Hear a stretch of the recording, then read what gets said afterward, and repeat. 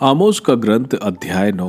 वेदी। मैंने प्रभु को वेदी के पास खड़ा देखा। उसने कहा, खंभों के शीर्ष पर प्रहार करो, जिससे डयोडिया तक हिल उठे। इन सब लोगों के सिर पर गिरा दो। जो बच भी जाएंगे उनको मैं तलवार के घाट उतार दूंगा। उनमें से एक भी भाग नहीं सकेगा, एक भी बच नहीं पाएगा। यदि वे सुरंग खोद पर अधोलोक तक भी पहुंच जाएं, तो मैं उन्हें वहां से भी अपने हाथ बढ़ाकर पकड़ लूंगा। और यदि वे स्वर्ग तक भी चढ़ जाएं, तो मैं उन्हें वहां से भी नीचे खींच लाऊंगा। यदि वे कारमेल पर्वत के ऊपर चढ़कर छिप जाएं, तो मैं उन्हें वहां से भी ढूंढकर पकड़ लूंगा। यदि वे मेरी दृष्टि से बचने के लिए समुद्र की गहराई में जा छुपे, तो मैं वहां सर्प से उन्हें डसवा दूंगा। यदि उनके शत्रु उन्हें निर्वासित कर अपने देश की ओर हाँकते ले जाएं, तो वहां भी मैं उन पर तलवार चलाकर उन्हें मार डालूंगा। मैं उनकी भलाई के उद्देश्य से नहीं, वरन हानि पहुंचाने के लिए उन पर दृष्टिपात करूंगा। प्रभु विश्वमंडल का ईश्वर है। वह पृथ्वी का स्पर्श कर उसे गला देता है और उसके सभी निवासी विलाप करने लगते हैं। वह नील नदी की बाढ़ की तरह हिलोरे लेने लगती है और फिर मिस्र की नील नदी की तरह शांत हो जाती है। उसी प्रभु ने स्वर्ग के ऊपर अपनी अट्टलिका खड़ी की है और आकाश के मंडप को पृथ्वी के ऊपर तान रखा है। वह समुद्र के जल को आदेश देकर बुलाता है और उसे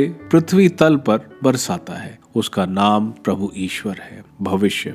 इज़राइल की संतान, क्या तुम और खुशी मेरी दृष्टि में एक समान नहीं हो? क्या मैं ही मिस्र से इज़राइल को, कफ्तोर से फिलिस्तीनियों को और कीर से अरमोनियों को नहीं निकाल लाया? देखो, मैं पापी राष्ट्र पर अपनी दृष्टि लगाए हूँ। मैं पृथ्वी तल से उसका नामो निशान मिटा दूंगा। इतना होते हुए भी मैं याकूब के घराने को पूर्णतया नष्ट नहीं करूंगा। यह प्रभु की वाणी है। यह मेरी आज्ञा है, मैं अन्य राज्यों के साथ इज़राइल को सूप में पछोड़ूंगा। उसका एक भी दाना गिरने नहीं दूंगा। मेरी प्रजा के सारे पापी तलवार से मार डाले जाएंगे। भावी पुनर्निर्माण और समृद्धि। उस दिन मैं दाऊद का टूटा फूटा हुआ घर फिर खड़ा करूंगा और उसकी दरारें भर दूंगा और उसके खंडरों का पुनः निर्माण करूंगा। वह जैसे पहले था उसी तरह मैं उसे फिर बनवाऊंगा। तब वे एदोम के बचे हुए अंश और उन सब राष्ट्रों को अपने अधिकार में करेंगे जो पहले मेरे कहलाते थे। यह उस प्रभु की वाणी है जो यह सब पूरा करेगा। यह प्रभु की वाणी है। वे दिन आ रहे हैं जब लुलाने वाले के तुरंत बाद हल चलाने वाला आएगा और बोने वाले के बाद अंगूरी बटोरने वाला।